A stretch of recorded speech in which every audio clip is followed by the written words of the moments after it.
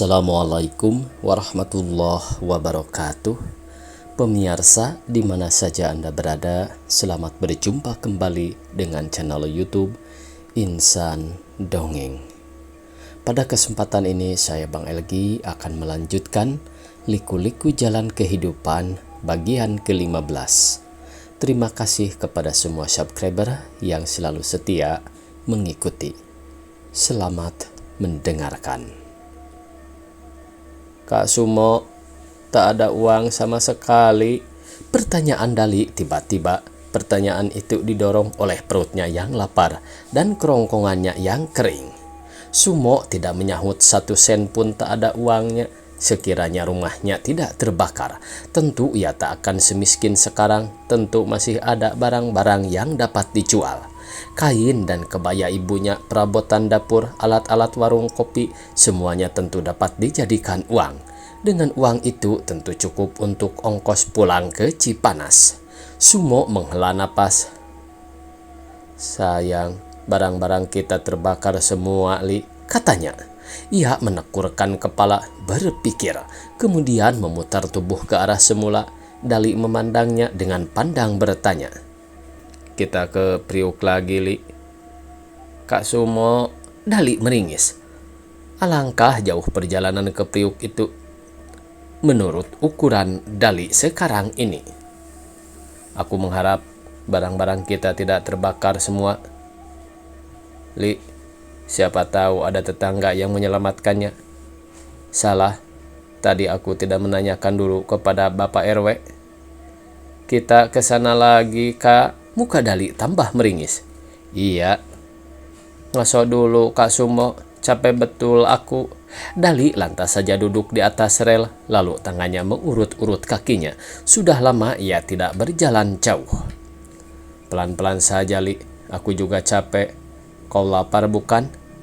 Kalau barang kita masih ada yang selamat, kita bisa menjualnya. Kita makan, sisanya untuk ongkos pulang. Kita naik kereta api saja. Semangat Dali terbangun kembali, segera ia bangkit. Berjalan kembali kedua anak itu menuju ke Priuk. Jam 8 malam mereka tiba. Di Priuk boleh dikatakan tak ada seorang pun kenalan Sumo yang dapat dipandang akrab. Satu-satunya orang yang dikenal baik olehnya hanyalah Mandor yang biasa memandorinya kalau ia bekerja di pelabuhan. Mandor itulah yang Sumo lebih dahulu tuju. Dengan bahasa Sunda, logat Banten, Mandor itu menyambut Sumo dengan sikap yang baru kali itu Sumo melihatnya. Jangan kemari, Mo. Itulah kata-kata yang paling dulu diucapkan oleh Mandor itu, nadanya seperti ketakutan. Sudah 2 kali rumahku didatangi polisi. Mereka mencari kau. Sumo terbengong heran. Sudah, pergilah lekas. Nanti kau ditangkap. Nih uang 10 perak. Buat di jalan. Mandor itu memberikan selembar uang kertas kepada Sumo. Setengah sadar Sumo merasakan lembaran uang kertas itu tergenggam di tangannya, tapi ia tak lantas pergi. Ia masih keheran-heranan. Pak, katanya sejurus kemudian. Tadinya pergi saja dulu, Mo. Nanti polisi itu datang lagi. Saya rasanya tidak bersalah, Pak. Kalau tidak bersalah, tentu tidak dicari polisi. Sudah, pergilah cepat. Mandor itu mengakhiri kata-katanya dengan menepuk punggung Sumo. Terhuyung Sumo membalikkan tubuh, sedikit pun ia tidak mengerti mengapa sampai dicari-cari polisi. Sedikit pun ia tidak merasa bersalah. Kemana kita, Kak? Kita ke RT dulu, Li. Mengapa polisi itu mencari kakak? Tanya Dali. Entahlah. Kalau kakak ditangkap, bagaimana? Sumo menunduk berpikir kalau ia mempunyai kesalahan, tapi tetap ia tidak merasa bersalah. Tetapi mengapa dicari-cari polisi? Mengapa polisi mau menangkapnya?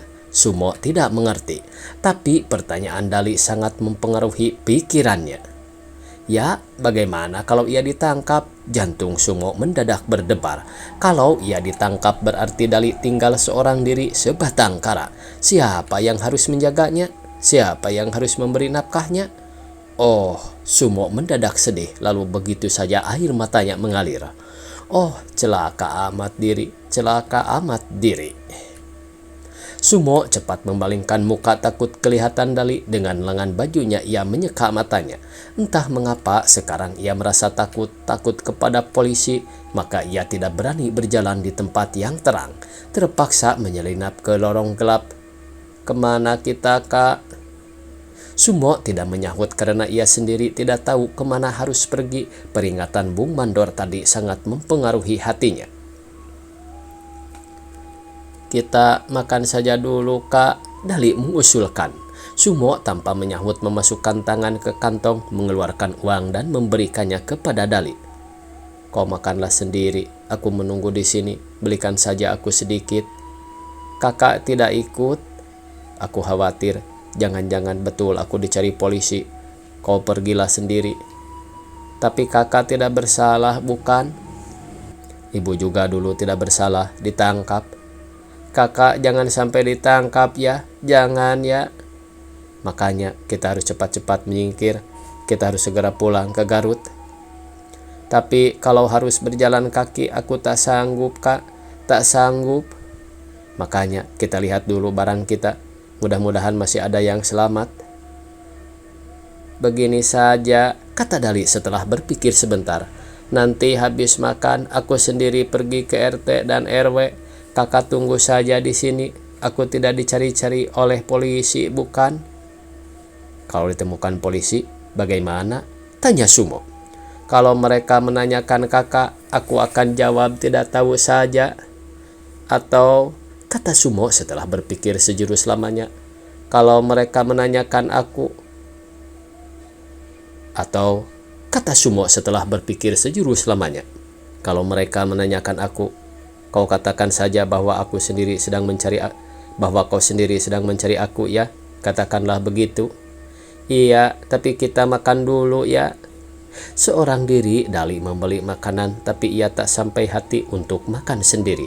Maka dibelinya sebungkus nasi dengan 2 potong goreng tempe, kemudian dibawanya kepada Sumo dan dimakannya berdua. Habis makan segera Dali berangkat ke RT Kampung Baru. Dali menengok bekas gubuknya, berdiri sejenak di situ dengan perasaan tidak menentu.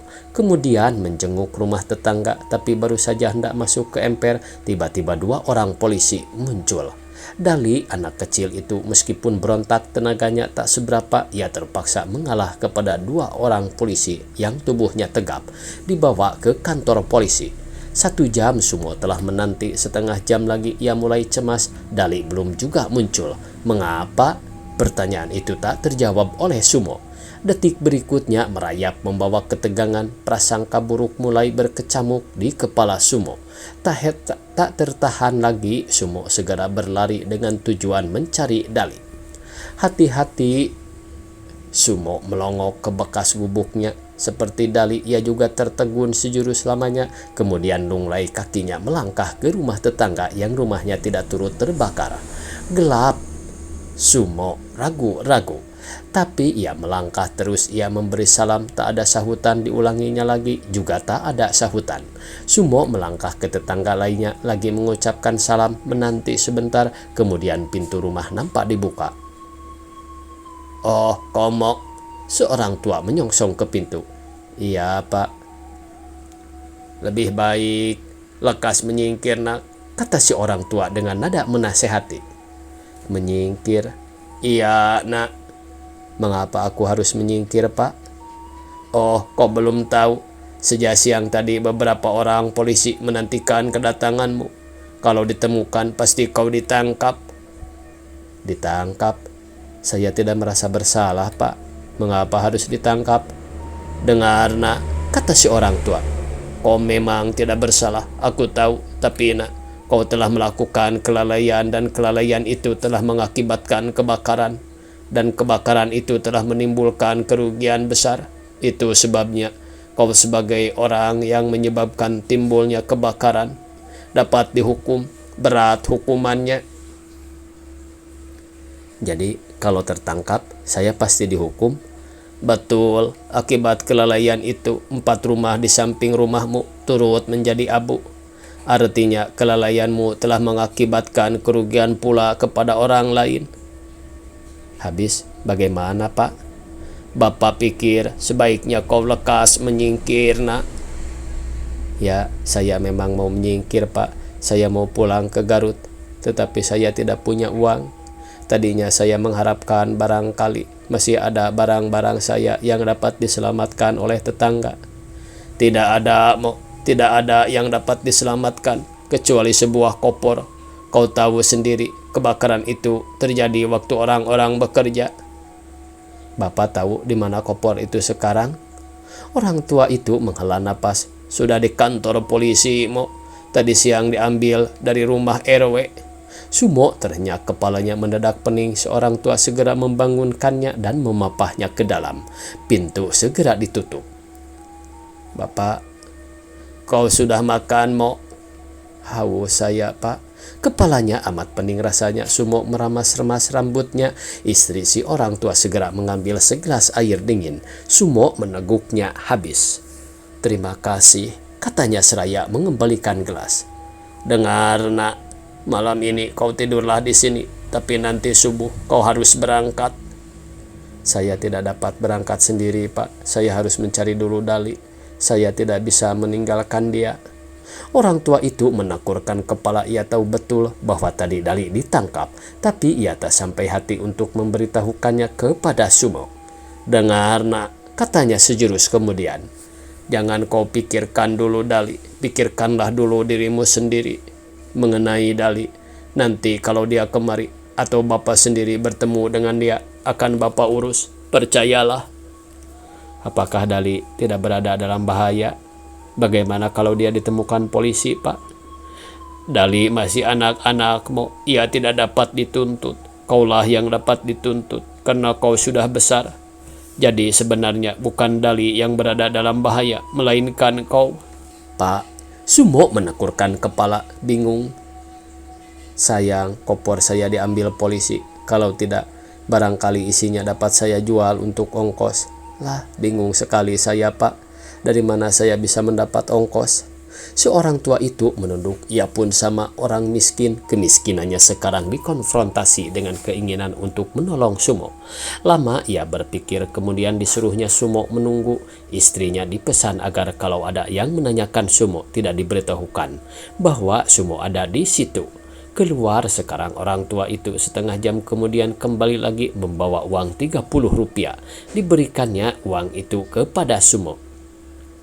Oh, terima kasih, Pak. Terima kasih. Sumo menerima uang itu dengan mata berlinang. Uang ini Bapak dapat dari RW, nak. Jangan kau berterima kasih kepada Bapak. Saya sangat berat untuk pergi sendiri, Pak. Bapak tahu, saya tak mempunyai lagi orang tua. Saya sangat khawatir kepada Dali. Dia masih kecil. Sumo mulai menangis. Dengar, Mo, orang tua itu berkata lembut. Ketua RW baru mengatakan bahwa telah mencatat alamatmu di Cipanas. Dia juga mengetahui bahwa di sana kau masih punya harta peninggalan orang tuamu. Dia juga mengetahui riwayatmu, mungkin dari surat-surat di dalam kopor. Dia berjanji besok akan mencari Dali. Kalau ditemukan, dia sendiri yang akan mengantarkan Dali ke Cipanas. Maka dari itu, jangan kau terlalu memikirkan Dali. Keselamatanmu sendiri sekarang ini lebih penting. Kalau sampai kau ditahan, bagaimana? Siapa nanti yang akan mengurus Dali? Betul juga, pikir Sumo. Terima kasih, Pak. Baiklah, besok saya akan berangkat. Bapak tahu jam berapa kereta api yang ke Bandung berangkatnya? Sayang, Bapak tidak tahu, Mo. Lebih baik kau tanyakan saja di stasiun kota nanti. Tanyakan saja kepada kuli pelat. Mereka tahu semua. Ongkosnya berapa kira-kira, Pak? Itu juga Bapak kurang tahu, nak. Tapi rasa-rasanya cukup dengan uang itu. Sayang, Bapak sendiri tidak punya lebih dari itu. Orang tua itu masuk ke kamar tidurnya dan sejurus kemudian keluar lagi dengan uang 10 rupiah. Nah, ini kebetulan ibu punya sedikit sebagai penambah, Mo. Terimalah. Malam itu pikiran Sumo terpaut terus kepada Dali. Air matanya tak dapat lagi dibendung, mengalir terus. Hatinya penuh dengan kekhawatiran, tapi karena lelah ia dapat juga tidur. Jam 3 dini hari istri orang tua itu telah membangunkannya. Sumo segera bersiap. Ia berangkat setelah lebih dahulu mencium tangan suami istri yang baik hati itu dan membasahinya dengan air mata. Sebuah bungkusan nasi dingin dibekalkan oleh istri si bapak disertai ucapan selamat jalan dan kata-kata berisi doa. Jam 5 kurang 10 menit semua telah berada di stasiun kota. Kemudian setelah bertanya-tanya lebih dahulu, dibelinya karcis untuk ke Garut. Dan petang harinya ia telah menginjakkan kakinya di Cipanas. Ada pikirannya ketika itu untuk mampir dulu ke rumah lurah. Tapi karena merasa sangat lelah dan mengantuk, ia berjalan terus menuju ke rumahnya sendiri yang ditempati oleh Bang Sarkam. Tapi setelah dekat langkahnya terhenti oleh teguran seorang kenalannya. "Hei Mo, baru datang, mana Ibu dan Dali?" Orang itu menyongsong sambil mengulurkan tangan. Sumo menyambut tangan kenalannya itu, tapi lantas menunduk karena ia tidak tahu bagaimana harus menjawab pertanyaan mengenai ibu dan adiknya. Hatinya tiba-tiba saja menjadi sedih kembali, lalu begitu saja air matanya menitik. Segera ia memalingkan muka. "Ibu sudah meninggal, Bang. Dali mungkin 1-2 hari ini menyusul." "Sekarang kau mau ke rumah?" "Iya, Bang." "Mari mampir dulu, Mo. Abang mau bicara. Kau belum tahu apa yang terjadi selama kau mengembara, bukan?" Pandang orang itu sekilas memperhatikan Sumo dari atas ke bawah. "Kau capek betul nampaknya, Mo. Semalam tidak tidur barangkali ya. Yuk kita ke rumah dulu." Terasa benar oleh Sumo betapa jauh bedanya kota dengan desa. Di kota sama sekali tak ada orang yang menaruh perhatian kepadanya. Tapi di sini di desa ia merasa benar adanya persaudaraan. Maka dengan senang hati ia singgah ke rumah kenalannya. "Malam ini harus menginap di sini, Mo," kata kenalannya. "Terima kasih, Bang. Biarlah saya pulang." "Jangan kaget, Mo. Kau belum tahu rumahmu sekarang tak ada lagi." Mata Sumo terbelalak.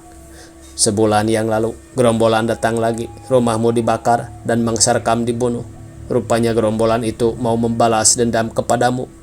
Mungkin mereka mengira kau masih ada di sini." Mulut Sumo kini menganga. "Sejak itu kebun dan empangmu abang yang mengurusnya, lurah yang mengaturnya." Sumo masih tercengang dan mulutnya masih menganga. "Sebenarnya berbahaya bagimu ada di sini, Mo. Kalau ketahuan oleh mata-mata gerombolan, pasti kau didatangi."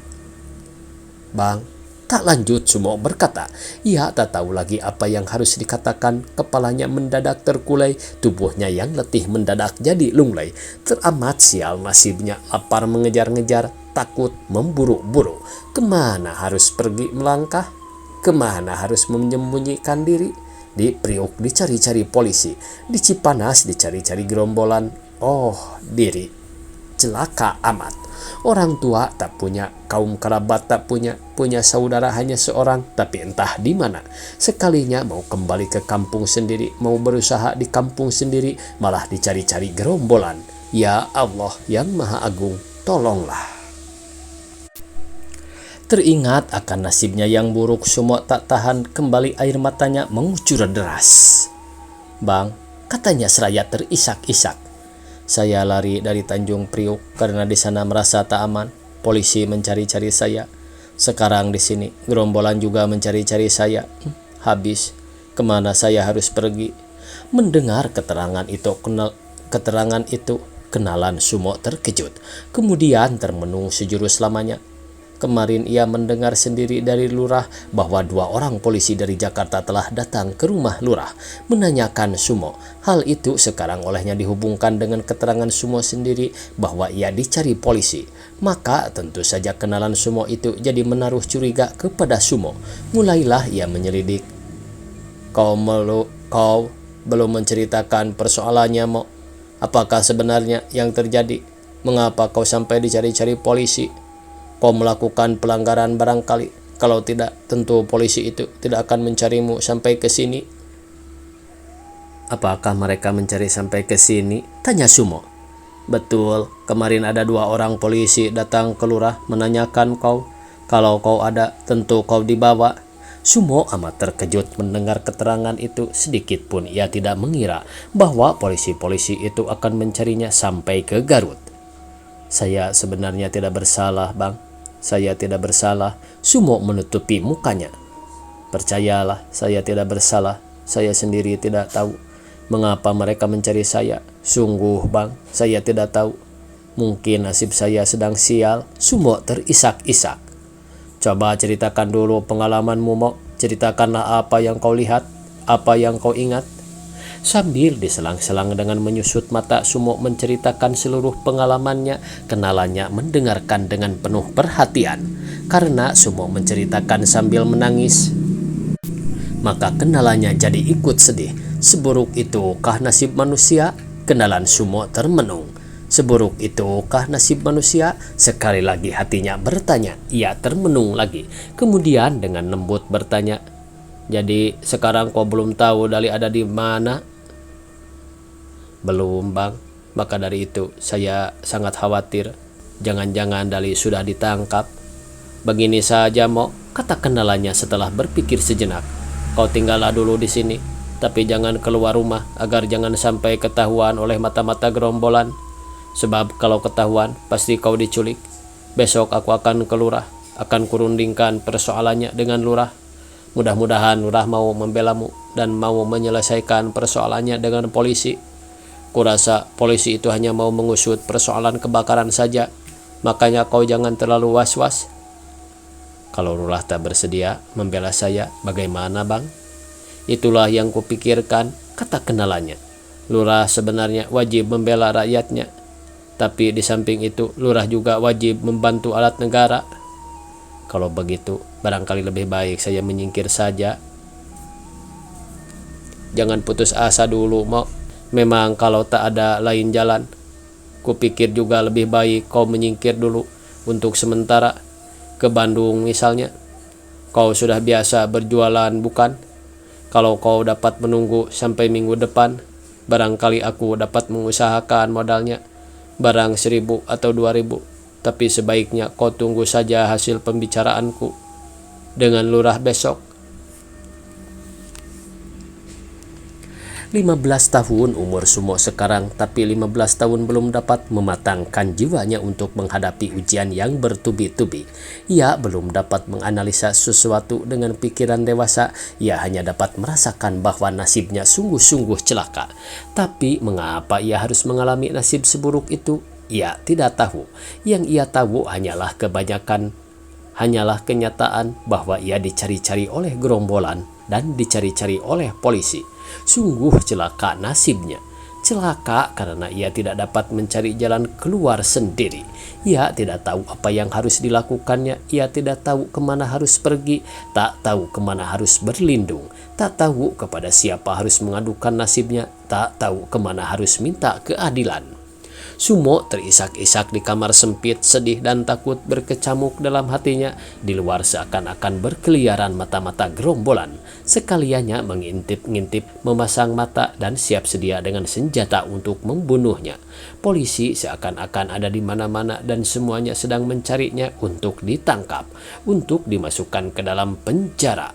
Ia telah menyaksikan sendiri kekejaman gerombolan terhadap almarhum ayahnya, terhadap Pamusa, terhadap Dali, dan terhadap Bang Sarkam. Di samping itu, ia juga masih ingat bagaimana Salim diperlakukan oleh alat-alat negara sampai akhirnya meninggal dalam keadaan amat menyedihkan. Ia juga tidak pernah akan melupakan ibunya sendiri telah ditahan tanpa diketahui apa kesalahannya. Bahkan menurut pendapatnya, ibunya telah ditahan tanpa ada kesalahan sedikit pun, sehingga akhirnya harus mengalami nasib yang demikian buruknya. Semua itu telah membuat hati Sumo menjadi bergumpal-gumpal, kemudian membeku, kemudian mengeras laksana bola baja. Sumo memutuskan tidak mau jatuh, baik ke tangan gerombolan maupun ke tangan polisi. Dengan hati dipenuhi ketakutan, dengan kantong kosong dan perut kosong, dengan masa lampau yang penuh kepahitan dan dengan masa depan yang penuh tanda tanya, Sumo mengambil keputusan. Ia menyelinap di malam sunyi. Cipanas ia tinggalkan tanpa menoleh ke belakang. Kakinya melangkah ke arah kota Garut, tapi tujuan yang sebenarnya ia tidak tahu. Tamat pemirsa. Cerita Liku-Liku Jalan Kehidupan karya Matia Madjia. Semoga malam besok Bang Elgi bisa membacakan cerita-cerita yang lainnya. Terima kasih kepada semua subscriber yang selalu setia mengikuti. Billahi taufiq wal hidayah. Wassalamualaikum warahmatullahi wabarakatuh.